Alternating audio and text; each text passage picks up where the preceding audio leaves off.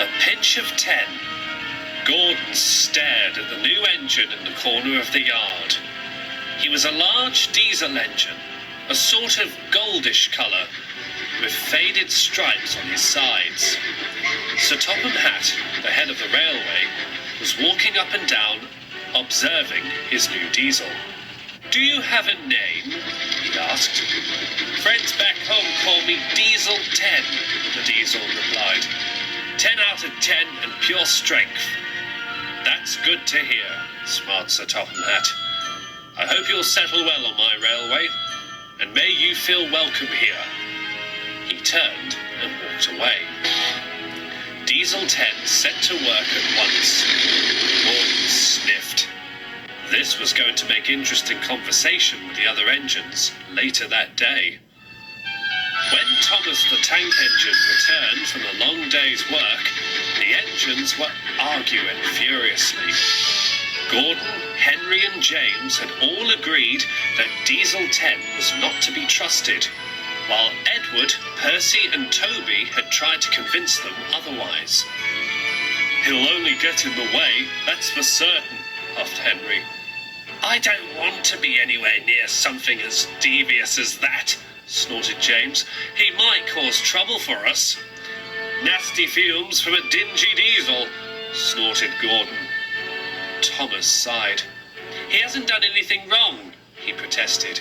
"We should give him a chance." "Thomas is quite right," observed Toby. "He just wants to be useful," Percy added. "And besides," said Edward, "we don't know what he's capable of until he's proven himself." But of course, Toby, Edward, Percy and Thomas were wasting their own breath, as Gordon, Henry and James said nothing more. A few days later, James had brought a goods train from the other side of the island and was complaining bitterly to Toby about the day's work. At that moment, Diesel 10 rolled past with the express. Gordon was taken ill, so Diesel 10 had offered his services. He pulled up next to the engines to greet them, but in doing so, his engine made a horrible coughing sound. The next thing James knew, he was covered in soot.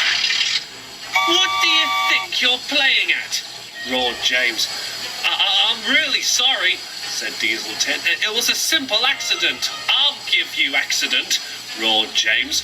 And before Toby could stop him, James had let out a great cloud of steam, which almost coated Diesel 10. "That's enough, James," said Toby. "Be off with you." James puffed grumpily away. "I'm so sorry about that," said Toby. And Diesel 10 was at a loss for words as he rolled away.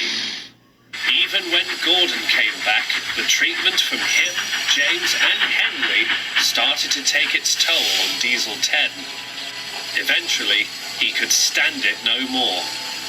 One stormy day, Edward found him in the scrapyard. He was seething with rage. "Are you all right?" asked Edward. "What do you care?" Diesel 10 hissed. "No one appreciates the hard work I do, except Sir Topham Hatt. Thomas, Toby, Percy and I are on your side," said Edward. "We want to help you. I don't need help from puffballs who always think they can throw their weight around. Just you wait. I'll get even, and then you'll all be sorry." Diesel 10 growled as he rolled away. Edward watched him until he was out of sight. No one saw or heard anything from Diesel 10 for quite some time. It was nearly a month later when Thomas and Percy came across him again, when Sir Topham Hatt asked them to collect some trucks from the smelters. The sight that met them was horrifying. Diesel 10 was working in the middle of the scrapyard, but now he was loading trucks with a large mechanical crunching claw, which he was calling Pinchy. "Well, well, well," he smirked when Thomas and Percy came into the yard. "How do you like Pinchy? I think he's hungry for some puffballs." "You're all monstrous," wailed Percy. "There's nothing left of you," said Thomas. And there won't be anything left of you steamers by the time I'm through with you. Diesel 10's laugh echoed across the scrapyard. It shook Thomas and Percy to their frames as they darted away, terrified of what they'd seen. Towards the end of the day, Diesel 10 was making his way home when he saw Edward coming towards him. Sir Topham Hatt angrily jumped down from Edward's cab and strode up to the Diesel. "Who do you think you are threatening my engines?" he thundered. "Who do you think you are having them turn on me when I just wanted to be useful?" Diesel 10 snapped back. "We only wanted to help you," said Edward. "But looking at the monster you've now become, I'm starting to regret it." "You will leave my railway at once," ordered Sir Topham Hatt, "and I don't expect you back here again." Diesel 10 said nothing. He gritted his teeth, clenched his claw, and left. But he would be back, one way or another. But that's a story that some of you may know all too well.